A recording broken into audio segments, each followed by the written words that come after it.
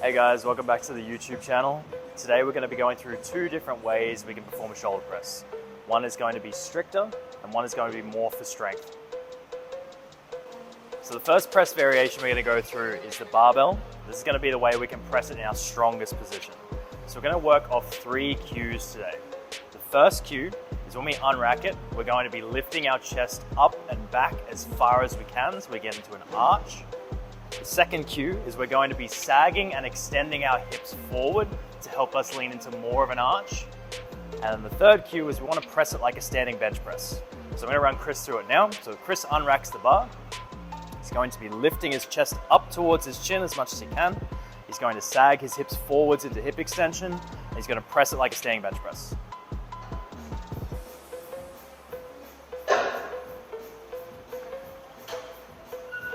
So following on from the, stronger variation of a barbell press, what we're going to work on is a stricter version of a shoulder press. So what we're going to use here is a dumbbell shoulder press.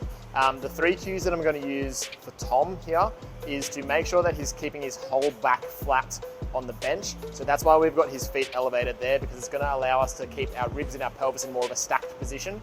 So that way we can work through more shoulder flexion or more true shoulder flexion here.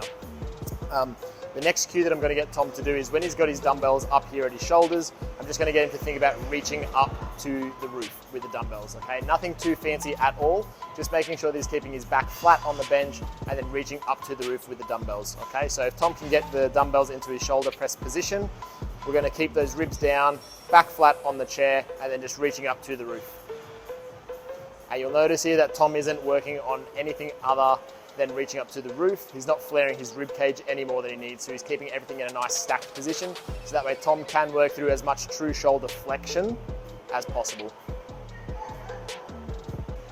So rounding out our shoulder press video today, what we've gone through is one shoulder press variation that is going to be looking more at strength, and then one that we can use more as an accessory. So for the barbell shoulder press, you can typically program this similar to a compound like a bench press, where you have a primary day where it's a bit heavier, and then with the strict dumbbell shoulder press, you can use this more as an accessory where you're looking to get more volume and work on the technique.